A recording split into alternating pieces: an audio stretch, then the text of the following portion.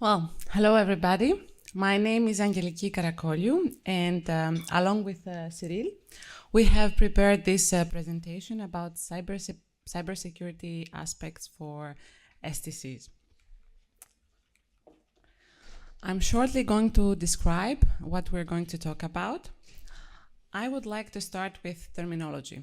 I know it's quite boring, but cybersecurity is quite new, not well established. So for the sake of this presentation, I would like us to have a common language framework. I'm shortly going to describe the current situation for worthiness, and I will move on to what's coming tomorrow for products. I will focus on security risk assessment methodology and specifics for STCs.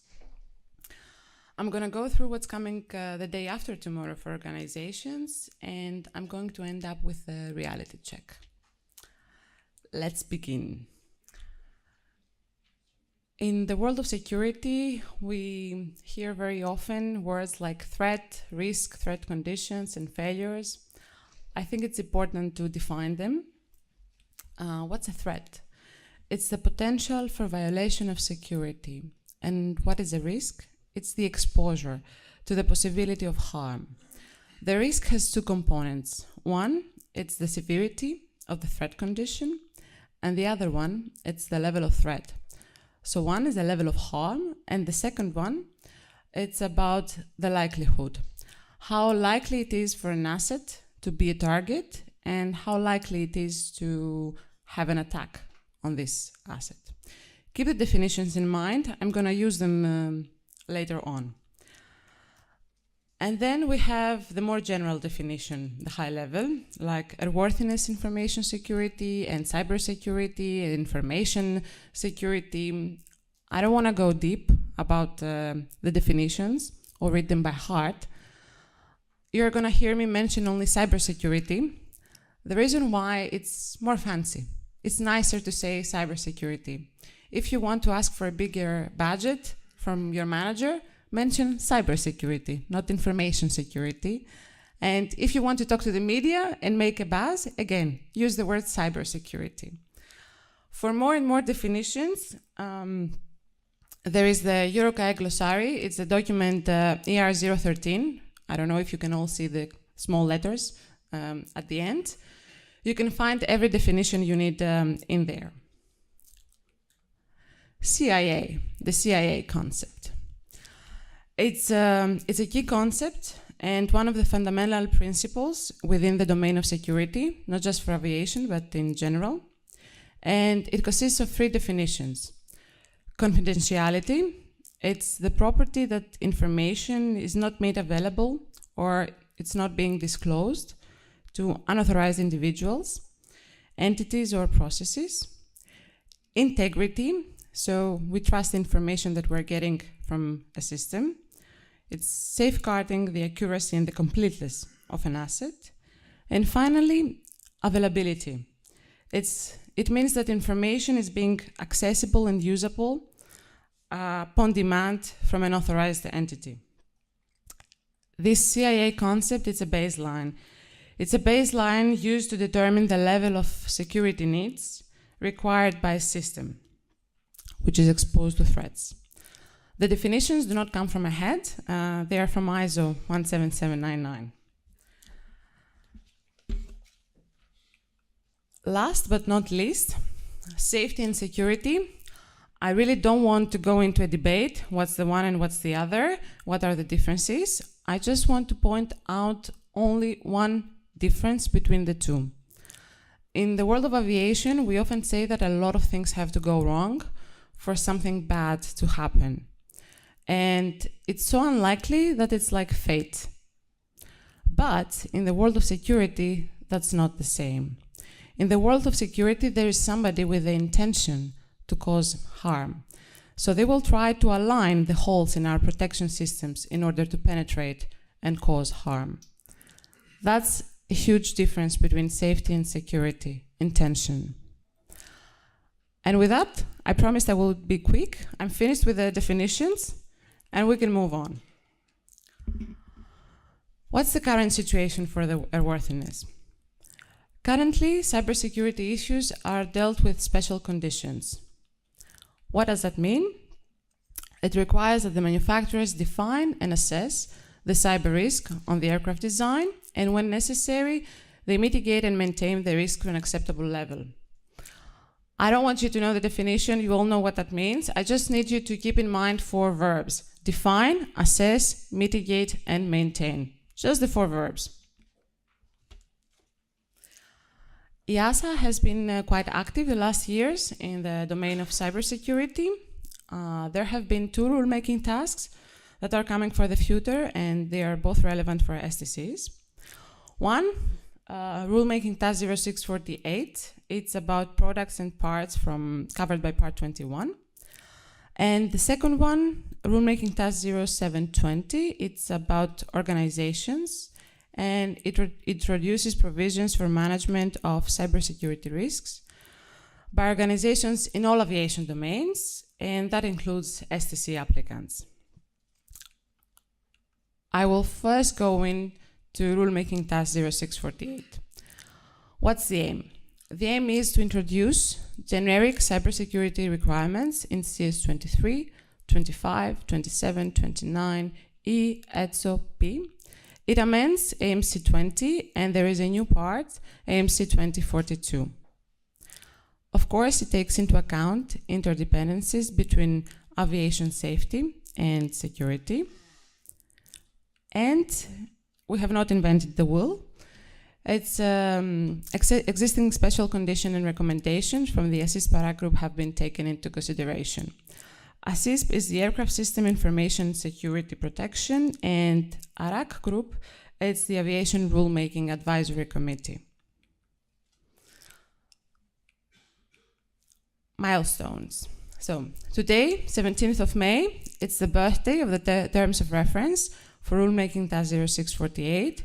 It was published exactly 3 years ago this day, in 2016. Then things have moved on. On the 22nd of February this year, the NPA was made available for public consultation, and the decision is expected in the 3rd quarter of 2019. The timing is quite good for the workshop because you still have 5 days to comment on the NPA.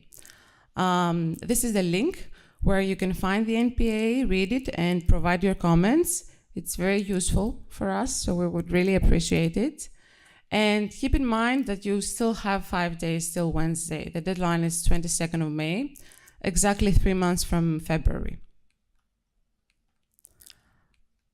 And to the point. So this part, you don't need to read it. I just copy-paste it from the NPA. It's the point. And it says that an applicant needs to show that she has identified, assessed, and mitigated the possible security risk, and to ensure that security protections are maintained. Remember when I told you, keep the 4 verbs in mind? Identify, assess, mitigate, and maintain. It's exactly the same thing. We have not invented the wheel. It was just an incorporation of the special condition into the rules. And then AMC 2042. This is new material just for cybersecurity, and it's going to explain how to comply with the CSs above. It provides acceptable means, guidance, and methods to perform security risk assessments and mitigations. Again, we didn't invent the wheel. It's based, and standards are recognized and integrated from EuroCAE and RTCA. Finally, there is a reference to product information security risk assessments. I've already mentioned quite a few times risk assessments, so that's a point that I would like to focus. Before you start with your risk assessment, the first step, what is it? Security scope. You need to define your security scope. The security scope comprises of 2 elements. One, the security perimeter, and the security environment. What is A and what is B? Sorry, I have a cold and my voice is not very, very good. So, I can use some water.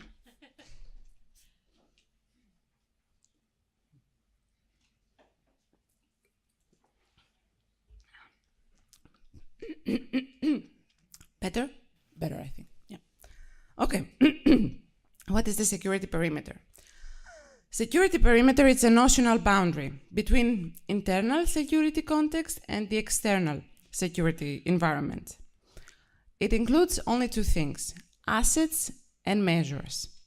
Whatever is outside the security perimeter, but it's still relevant for the security of the aircraft or the system that you want to introduce, it's considered to be in the security environment. Keep it in mind, and I will come back to this. Cybersecurity risk assessment. You need to evaluate the risk. I only mentioned the definitions. Risk is the exposure to the possibility of harm. But more specifically, it's defined by two things. The severity of the threat condition and the level of threat. To define whether the level of risk is acceptable, we need first to define these two things. So I'm going to show you how this should be done. Till now, usually it was all about safety risk assessments, so I'm going to start from there. We were talking about functions, for example, providing cabin pressure. And when we had a failure condition, which was caused by a failure, we could have loss of pressure. So we lose the availability. And then there was a hazard classification. In case of the aircraft being airborne, this would be catastrophic. When we talk about security, then instead of functions, we have assets, such as field-loadable software, configuration files, or interfaces, physical or logical. Physical, for example, USB. And then instead of failure conditions, we have threat conditions. The first, failure conditions, in case of safety, they are caused by errors or failures.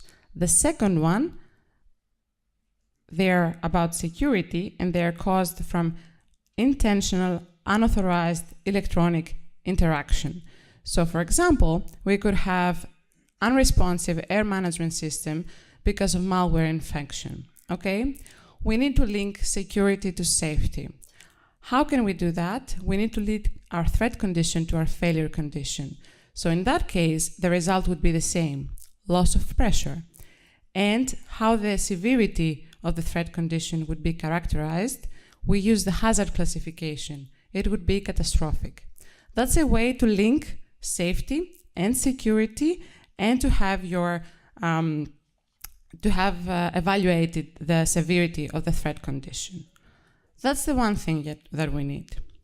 Second, you need to determine the level of threat. When we talk about level of threat, we mean likelihood, possibilities, and this is hard. It's actually the tricky part. Why? Because likelihood is the inverse of difficulty, meaning the more difficult it is to attack, the less likely is to have this attack. And that means our protection is more effective. There are three means to define this. First of all, preparation means. Let's assume that an attacker has bespoke equipment and he doesn't need significant amount of time to prepare, okay? That's a 5. That means the level of threat is very high because he has very good equipment and he doesn't need any time. And the truth is that our security protection is quite low. Then we have to look at execution means. We said he has bespoke equipment, and let's assume he needs to be an expert. If he needs to be an expert, there are less people with the expertise to perform the attack. That lowers the level of threat, and at the same time, it increases our effectiveness. And finally, window of opportunity. Let's assume that the attacker can only use a restricted time phase.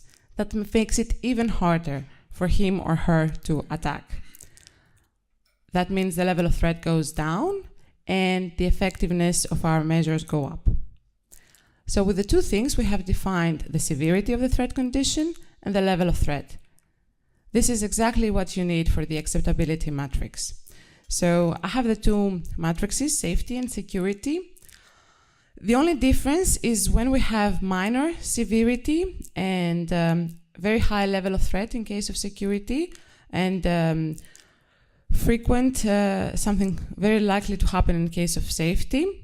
In case of security, we're in the green zone, but in case of safety, we're in the red zone. That's the only difference between the two matrices. What happens if we are in the red zone? We have to do something to go to the green zone. One possibility, modify the architecture to reduce the severity. So go back on the horizontal axis. This is something somebody needs to do from start, so it's quite difficult. What happens if we cannot do that? Second scenario, we need to go down on the vertical axis and go to the green zone. We need to make the scenario more difficult for somebody that wants to attack to succeed. These are the two possible scenarios. In any case, we need to be always in the green zone. What have you shown till now? I've shown you the security scope definition, the security risk assessment, the acceptability matrix, and there are two possible scenarios: to have acceptable results and unacceptable results. If the results are acceptable, you can print them and provide the evidence to the respective authority. If not, you need to go one step back, take measures, and see how to go back to the green zone. And that's, in a very fast way, a cybersecurity risk assessment. Security scope. Remember that I would come back to this? I'm going to go a little now in the specifics for STCs. I told you about the security environment and the security perimeter. What the new rules are going to say. One case scenario. You need to justify that your change remains outside the security perimeter. So if I go one step back, it doesn't have to do with assets and measures. It's outside. It's in the security environment. That's one case scenario. Second case scenario. You need to justify that the system or whatever you want to introduce, it's completely isolated from the aircraft. It doesn't have any connection, all good. You're still in the green zone. And then comes the third and the fourth scenario where you are in the security perimeter. You have two choices. One, to involve the original manufacturer and provide evidence that the security level remains the same after embodying the change. Or if you don't want to involve the original manufacturer, you need to provide a security risk assessment which needs to be approved by the airworthiness authority. I need to mention that this is not new. It was already kind of existing in Part 21. And that was all about products. That were the news about products from Part 21. Second rulemaking task, 0720. This is for organizations. And it reduces provisions for the management of information security in all aviation domains.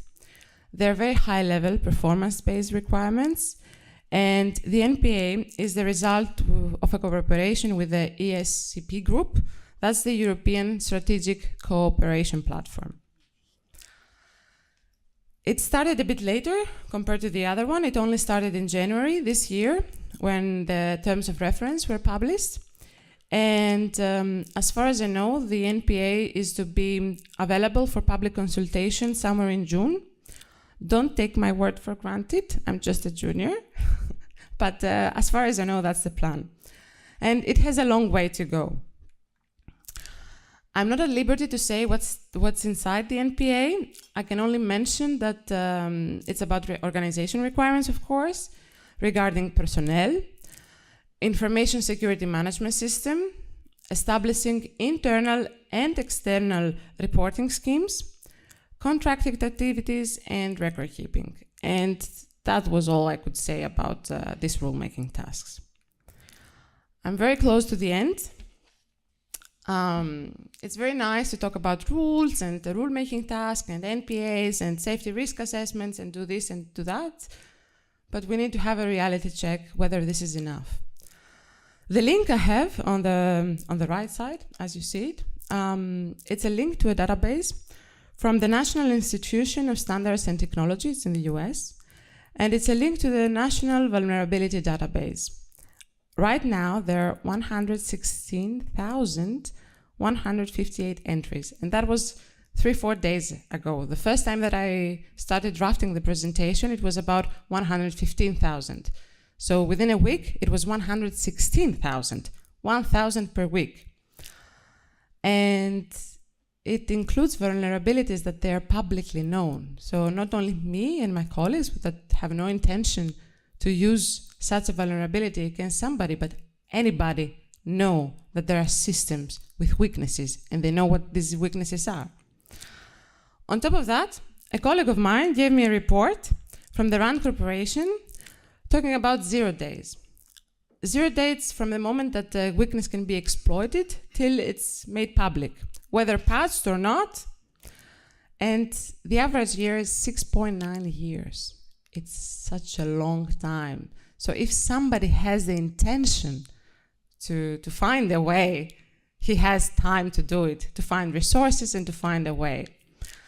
So this is how I'd like to conclude. Who maintains, who monitors these vulnerabilities, and how can we keep up? We're already late. And with this food for thought, I would like to thank you and conclude. I will give the floor now to Cyril for your questions. Thank you.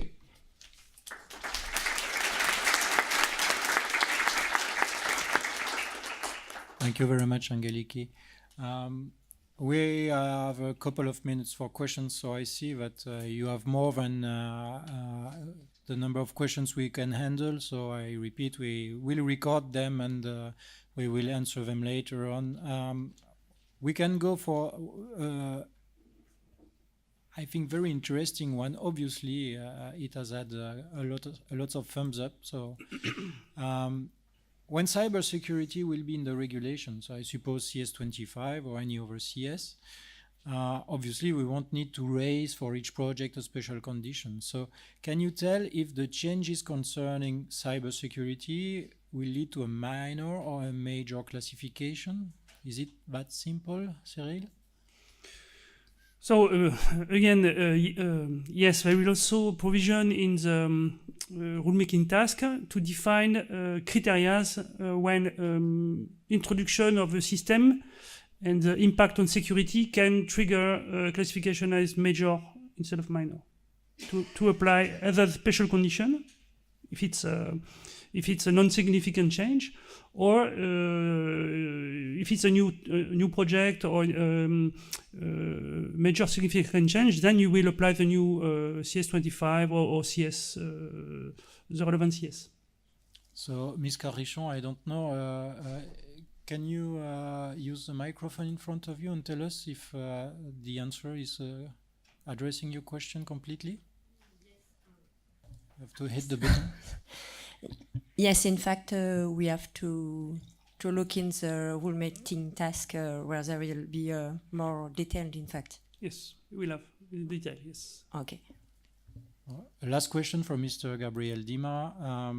Will EASA provide formal trainings for cybersecurity? So I suppose it's meant for the design organizations? So we have training in the pipeline, yes, for a different level to be able to perform. I mean, already to understand the concept and the problematics. We have also after that a training dedicated to certification managers, how to assess, to make a preliminary risk, and then you have also a training dedicated to experts, to the people that will be supposed to do the evaluation on the systems and so on. You will anyway also have you already have some trainings that are organized, I think, by EuroCAE. Well, so, but EASA is planning, of course, to do the trainings, and also for DOA. I mean, we identified all the different expertise that needs to be trained, and also to which level. Okay, thank you very much, Cyril. I think we have no time for additional questions. Thank you. Thank you.